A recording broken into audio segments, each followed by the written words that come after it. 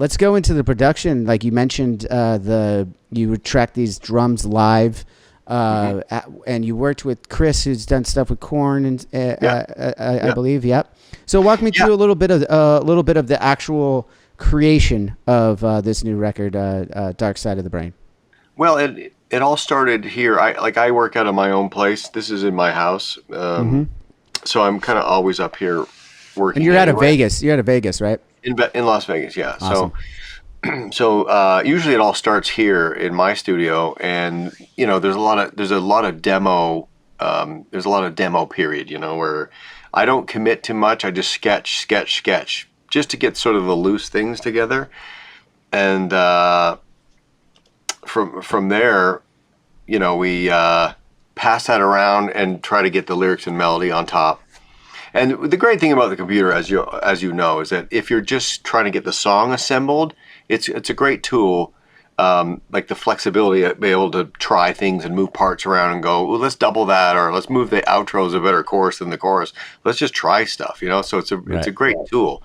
And but I'm not set up well here to do live drums. This is a home studio. I have an electronic kit over there. You can't see it, which is great as far as having my drummer come in and I can use his parts instead of sitting there programming.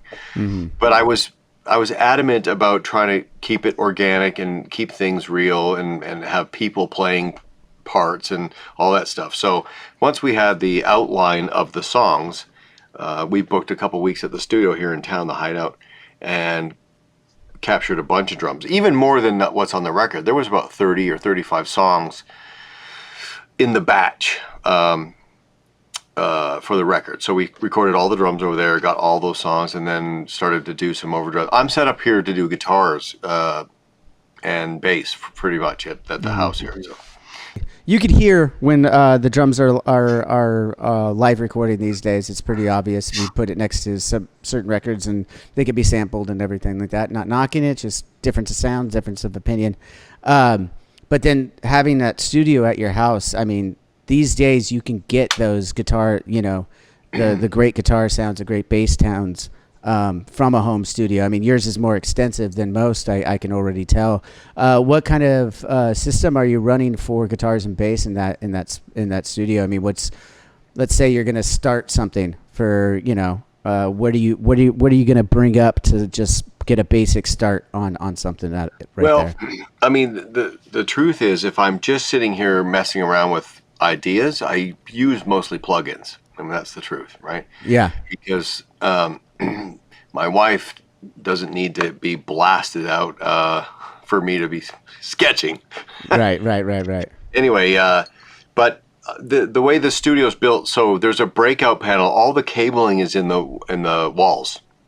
Nice. So they ran breakout boxes to every room upstairs, the garage, so I can through the whole house. Yeah. Fuck yeah. And let me tell you, it was overkill. What we think is great on paper doesn't exactly end up being the most practical. But there's a couple other rooms upstairs here that where I can mic up my cabinets and do all that thing. So when it comes time to recording guitars, I use a combination of my old Marshalls for a lot of the lead work, and most of the rhythm stuff is a product of these EVH heads. Okay. And for the bass, it's an Ampeg. It's my head. It's a classic Heritage. No, it's a Heritage Ampeg with a SVT 810 cab. Okay. That sort of lives downstairs in the garage, and it's a combination of that and Nick, the bass player, has some pedal.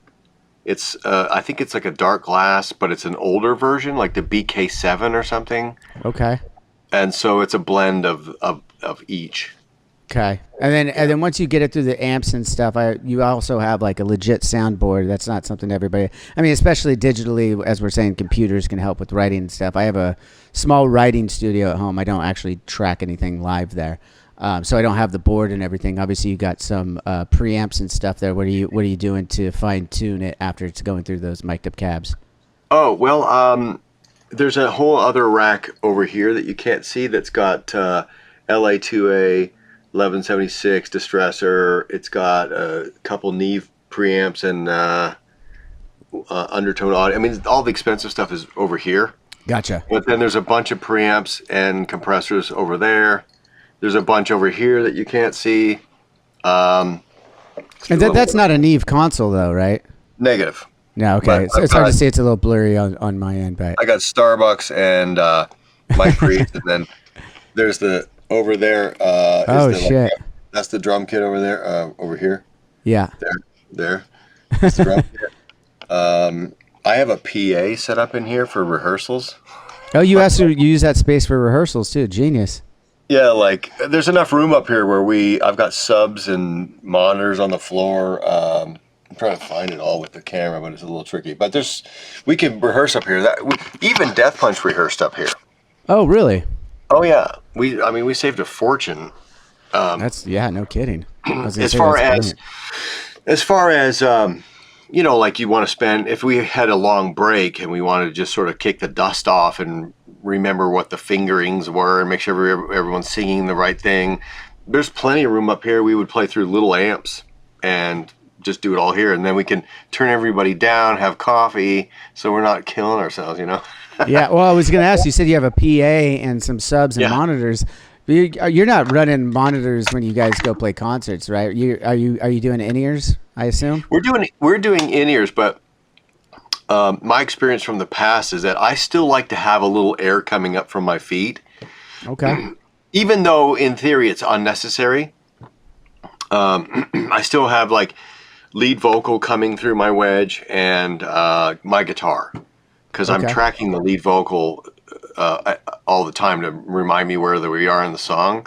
Right. And I also sing to the lead vocal. My harmonies have to sing against the lead vocal. Right, all your backups and stuff, yeah. If it's just coming out of my feet, obviously we're plugged up here, but just have a little extra, you can just feel a little extra coming up from the floor. I kind of like that, especially with the guitar.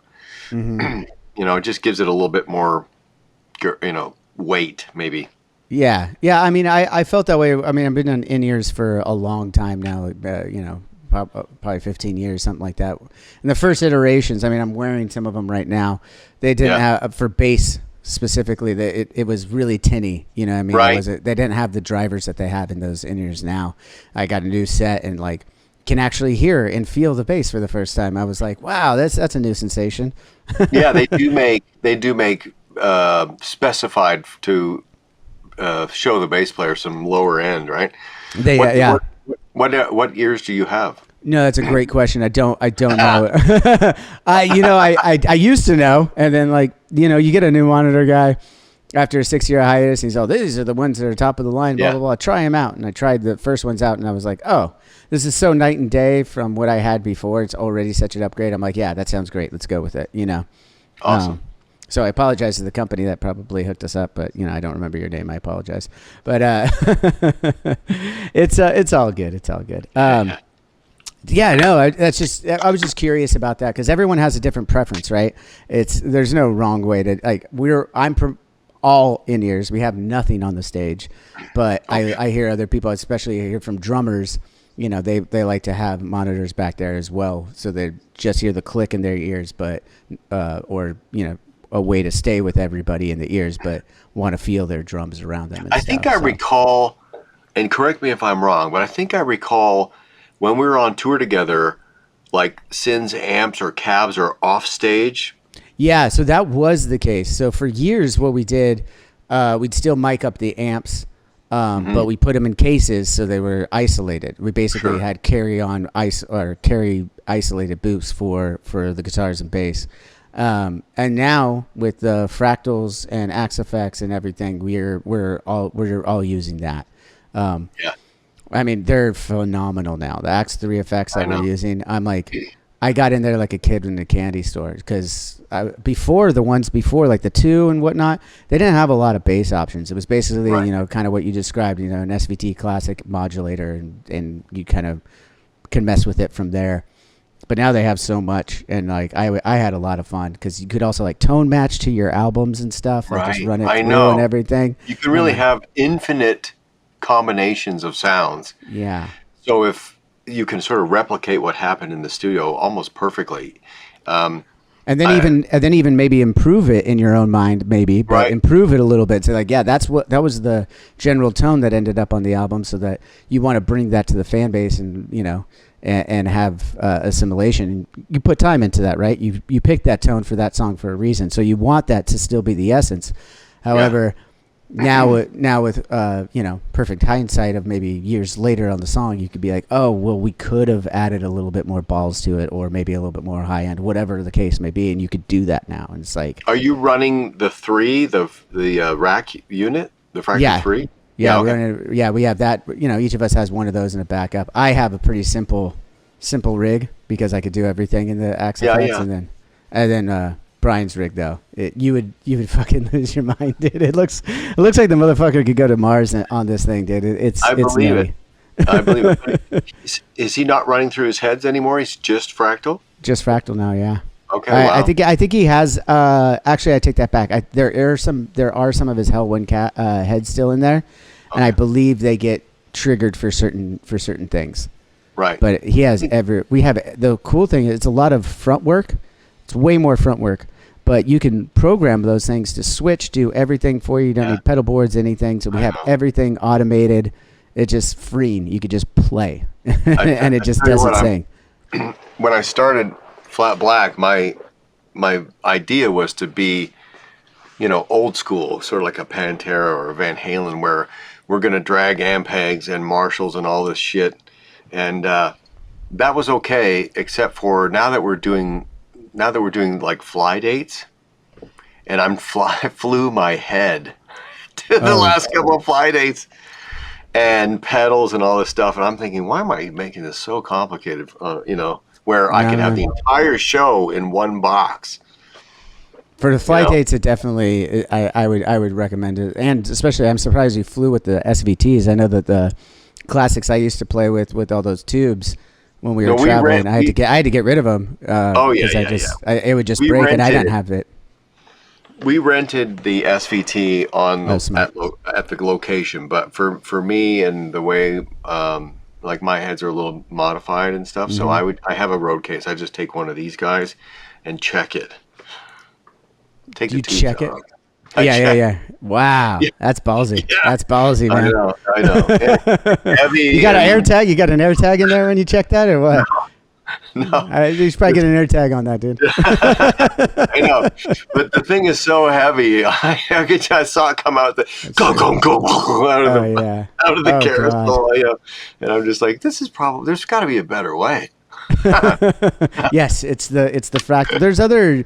I hear other people using different companies too. I mean, it's no longer No, yeah, just yeah, one, and there's no longer a monopoly on that. There's yeah. some things to be said for some of the other companies. We like the Axe FX fractal units. That's what we use. I do too. I have all of the versions, and I find that I found that the fractal does replicate. There was one time where I can't remember. It was years ago. I was in a dressing room in the venue somewhere, and the opening band was up there sound checking, and I came running out of the dressing room up on the stage. What are you playing through? It sounds incredible. I expected to have some vintage boutique head or something. Oh, it's an XFX, man. I'm like, fuck. Okay, well, I can't even tell the difference. you know? Well, I mean, truth be told, those things sound so good. There's things that you mess with them when you're demoing or creating the song, and you put Yeah, it down on the demo, and then you go into the studio and you try to maybe emulate it or make it better. A lot of times you're like, well, now we've got all the real shit. It's all at our disposal. Especially working with Evil Joe Barisi, who has yeah, every fucking pedal that's ever been made at his disposal, and you can you usually shoot it out and see if you could get it better than that X. And right, truth be told, a few times we're like, no, that sounds better from the Axe effects. Like with all right. this gear, like that still sounds better. Let's use that. One thing I do like about the boxes is that if you're playing like it's something really percussive and fast, Yeah. the response time is right there because Yes. it's just the guitar going through the box to the computer. Hmm. Whereas if you're trying to replicate that with a head, well, first of all, you have to have the right head that will respond to those articulations. But then it has to go from the guitar to the amp to the cab to the mic pre back. So Yes. it's harder to just physics, right? It's harder to get the some of that really tight stuff, you know. Absolutely. And this has been a Tech Talk with Jason and Johnny here. TikTok, yes, yeah. How to lose viewers by Jason. It's okay. There was an ad there somewhere on the podcast and YouTube, and they skipped that, so it's all good.